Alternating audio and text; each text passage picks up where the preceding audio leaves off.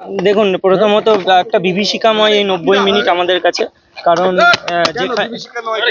বিভীষিকাময় নয়, এটা পুরোপুরি বিভীষিকাময়। কারণ আমরা যারা যোগ্য হয়েও আজকে পরীক্ষা দেব, আর পুরোপুরি নতুনদের সাথে একটা অসম লড়াই।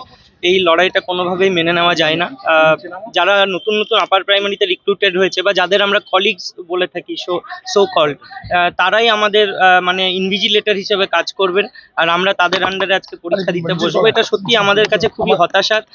একটা মেন্টাল মানে মোরাল বলে তো কিছু থাকে, সেই মোরালের দিক থেকে আমরা অনেকটা পিছিয়ে যাচ্ছি। মানে আমাদের মন কোনোভাবেই মেনে নিচ্ছে না এই বিষয়টা। আমরা দেখি কি করা যায়। কারণ আশা করছে, দেখুন, প্রথমত যদি এই ৯০ মিনিটের ভেতরে কতটা আমরা পারবো আমরা তো কেউ জানি না। তবে প্রিপারেশন সবাই নিজের মতো করে নিয়েছে। ইন ডিটেলড হয়তো অনেকেই পড়তে পারেনি, সময় পাইনি। স্বচ্ছতা আশা করছে। দেখুন, এটার বিষয়ে বলা খুবই কঠিন, কারণ বিগত দিনেও যেভাবে দুর্নীতি হয়েছে, আর দুর্নীতির কারণে আমাদের চাকরিগুলো চলে গেছে।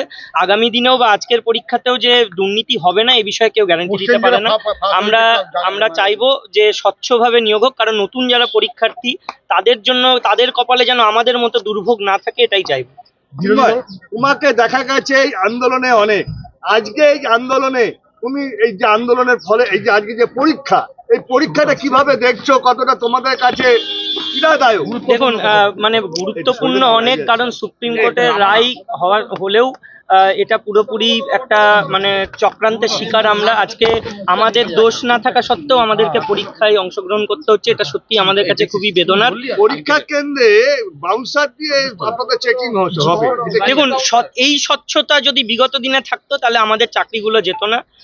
হাড়ে হাড়ে টের পেয়ে শিখেছে, কিন্তু দুর্নীতি এবার যদি মানে সরকার চায় তাহলে করতেই পারে, এবং তার জন্য পূর্ব পরিকল্পিত যে ব্যবস্থাগুলো নেবে তারা নিতেই পারে। কারণ আগের যে দুর্নীতি করেছে সেখানে যে মানে ভুলগুলো করেছে সেখান থেকে শিক্ষা নিয়ে দুর্নীতি করবে যদি করার থাকে। এটা কি সাকসেস হবে তোমার মনে করছো?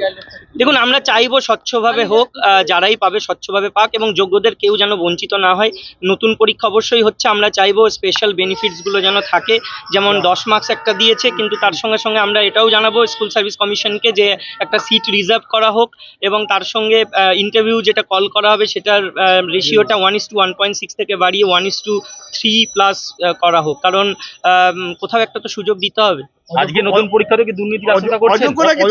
দুর্নীতি দেখুন বিগত দিনে হয়েছে, এবং যে হবে না সেই গ্যারান্টি কেউ দিতে পারে না। চাইবো স্বচ্ছভাবে হোক, কিন্তু এটা হয়ে গেলেও নেক্সট 5 বছর পরে গিয়ে আবার শুনতে না হয় যে এখানেও দুর্নীতি হয়েছে, এবং আবার যারা যোগ্য হবে তাদের চাকরি আবার চলে যাবে। কোনো উদ্বেগ? আমরা খুবই হতাশ এবং খুবই টেনসড যে আমরা আদৌ সেই কাট অফ মার্কসটা ক্লিয়ার করতে পারবো না। এই পরীক্ষায় বসার সম্ভাবনা রয়েছে আছে? দেখুন, তাদেরকে একটা স্ক্রুটিনি তো করা হয়েছে। এবার সেক্ষেত্রে তারা বসবে কি বসবে না, কিভাবে বসবে সেটা স্কুল সার্ভিস কমিশন দেখুক। সেটা তাদের এখতিয়ার, তাদের ব্যাপার। আমরা চাইবো পুরো নিয়োগ প্রক্রিয়াটা যেন স্বচ্ছভাবে হয় এবং যোগ্যদের যেন একটা সুরাহা হয়।